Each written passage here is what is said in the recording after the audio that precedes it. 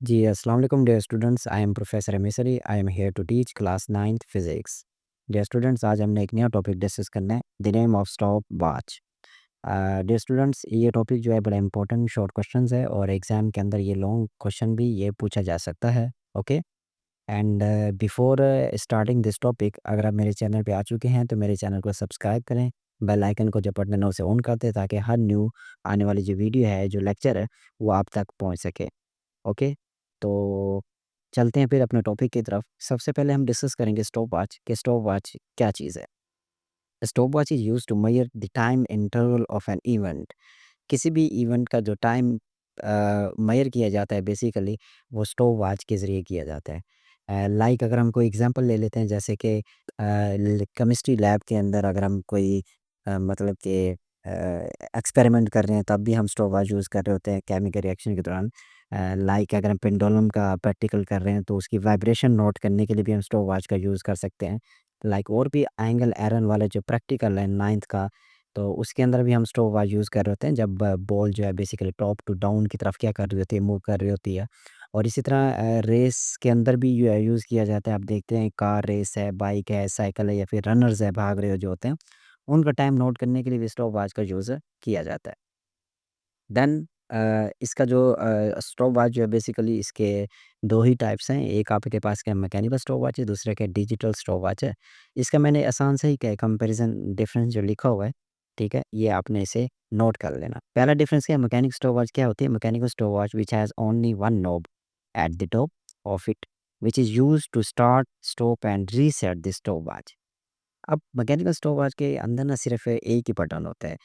अ, जिससे वो स्टार्ट होती है, वो स्टॉप भी उससे होती है, रीसेट से मुराद ये है कि वो अपनी ज़ीरो पोज़ीशन पर भी एक ही बटन से आती है, ठीक है? जैसे अब ये देख सकते हैं, मैं आपको दिखाता हूँ अभी।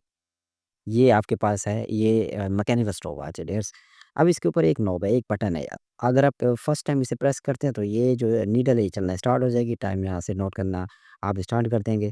अगर आप इसे दोबारा मतलब कि प्रेस करते हैं तो ये रुक जाएगा टाइम। मतलब कि फॉर एग्ज़ाम्पल अगर नीडल 6 तक आ गई है तो इसका मतलब है जब आप उसे सेकंड टाइम प्रेस करोगे तो ये 6 तक रे रुक जाएगी।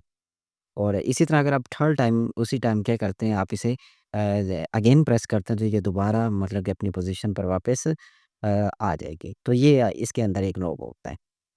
अब डिजिटल स्टॉपवॉच जो है उसे देखते हैं। Digital stopwatch has 2 button, one for start and stop and other one for reset the stopwatch. अब डियर इसके अंदर देख सकते हैं 2 बटन होते हैं, दोनों टॉप पर होते हैं, एक इधर होता है, एक इधर होता है। अब बेसिकली यहाँ पे ऊपर लिखा होता है, अगर एक ये वाला बटन जो है बेसिकली ये जो मतलब कि एक बटन जो है आपके पास ये ऑन ऑफ का होता है और दूसरा बटन क्या होता है बेसिकली रीसेट का होता है। मतलब कि अगर एक बटन एक दफ़ा प्रेस करते तो ऑन आ जाएगी, सेकंड टाइम करेंगे तो बेसिकली वो मतलब कि स्टॉप हो जाएगी।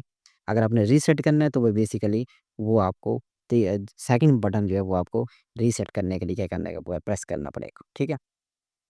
Mechanical stopwatch can measure a time interval up to a minimum 1/10th of the second या आप कह सकते हो 0.1 सेकंड।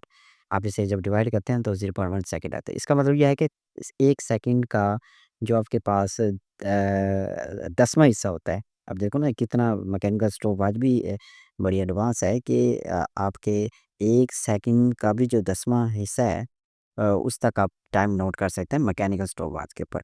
लेकिन digital stopwatch can measure time interval up to minimum 1/100 of a second, we can say that 0.01 second. अब ये 1 second का 100वां हिस्से तक मतलब कि ये मेजरमेंट कर सकते हैं। तो डिजिटल स्टॉपवॉच के अंदर नैनो सेकंड भी चल रहे होते हैं, तो ये ज़्यादा मतलब कि यूज़फुल है।